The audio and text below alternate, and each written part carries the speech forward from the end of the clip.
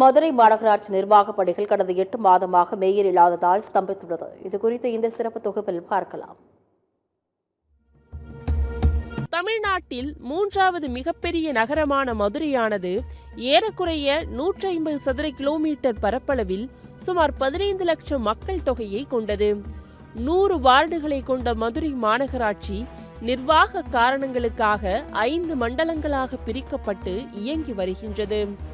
இந்த நிலையில் கடந்த ஆண்டு எழுந்த மாநகராட்சி வரி வசூல் ஊழல் தொடர்பான புகாரை அடுத்து அனைத்து மண்டல தலைவர்கள் மற்றும் மாநகராட்சியின் பல்வேறு பொறுப்புகளில் இருந்த பலரும் ராஜினாமா செய்தனர். இதை அடுத்து மதுரை மேயராக இருந்த இந்திராணியின் கணவர் பொன்வசந்த் கைது செய்யப்பட கடந்த ஆண்டு அக்டோபர் 15ஆம் தேதி மதுரை மேயர் பொறுப்பிலிருந்து இந்திராணி பொன்வசந்த் தனது பதவியை ராஜினாமா செய்தார். இதை அடுத்து துணை மேயராக இருந்த நாகராஜன் பொறுப்பு மேயரானார். இருப்பினும் தற்போது வரை அவரால் பல முக்கிய முடிவுகளை எடுக்க இயலாத நிலையில் கடந்த 8 மாதங்களில் 3 முறை மட்டுமே மாநகராட்சி மாமன்ற கூட்டம் நடைபெற்றுள்ளது.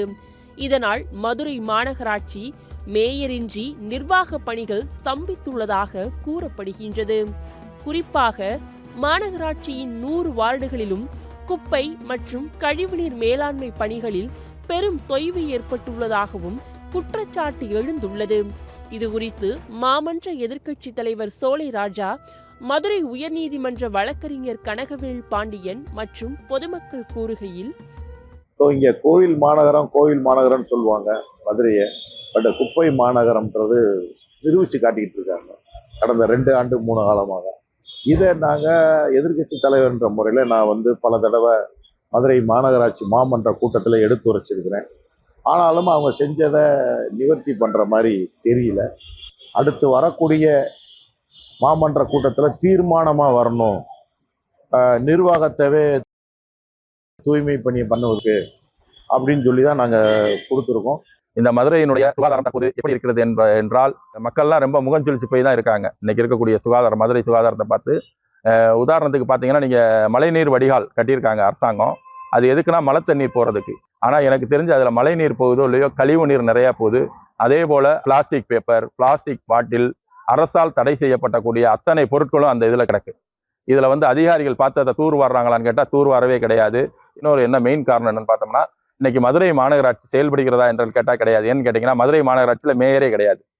ஊழல் குற்றச்சாட்டுக்காக ஒரு மேயரை நீக்கினாங்க. அதுக்கப்புறம் ஒரு மேயரை நியமிக்க வேண்டிய பொறுப்பு அரசாங்கத்துக்கு இருக்கு. ஆனால் அரசாங்கம் அதை செய்யவே இல்லை. கோயில் மாநகரம் மதுரை கிடையாது, இப்போ குப்பை மாநகரமாக தான் இருக்கு. மதுரை மாநகராட்சி முற்றிலும் செயலிழந்து பல மாதம் ஆச்சு. மதுரை மாநகராட்சி துப்புரவு பணியாளர்களே கிடையாது. டெங்கு மருந்து அடிக்க வந்தவங்களை வச்சு இப்போ கால்வாயெல்லாம் சுத்தம் பண்ணிக்கிட்டு இருக்காங்க. இந்த நெகிழின்னு சொல்லக்கூடிய அந்த பாலித்தீன் பைகளை கால்நடைகள் பூரா சாப்பிட்டு வகுறு பூரா ஒரு 20 கிலோ கேரி பையோடு தெரியுது மாடு பூரா. கடந்த சில வருடங்களாகவே மதுரை மாநகராட்சி செயலிழந்து போச்சுன்றது அது பப்ளிக் எல்லாமே தெரியும். கோயில் மாநகரத்தை குப்பை மாநகரம் ஆக்குனதை மிச்சம். இது குறித்து நமது செய்தியாளர் மாநகராட்சி நிர்வாக அதிகாரிகளிடம் விளக்கம் பெற முயற்சித்தும் இதுவரை எந்த ஒரு முறையான விளக்கமும் அளிக்கவில்லை. எனவே தமிழக அரசும் மதுரை மாநகராட்சி நிர்வாகமும் இணைந்து உடனடியாக போர்க்கால அடிப்படையில் குப்பைகளை அள்ளி வடிகால் பாதாள சாக்கடைகளை சீரமைக்க வேண்டும் என்றும் மக்கள் தொகை பெருக்கத்திற்கு ஏற்ப பாதாள சாக்கடை திட்டத்தை விரிவுபடுத்த வேண்டும் எனவும் பொதுமக்களும் சமூக ஆர்வலர்களும் வேண்டுகோள் விடுத்துள்ளனர். சத்தியம் தொலைக்காட்சியின் செய்திகளுக்காக மதுரை மாவட்ட செய்தியாளர் கார்த்திக்குடன் செய்திக்குழு.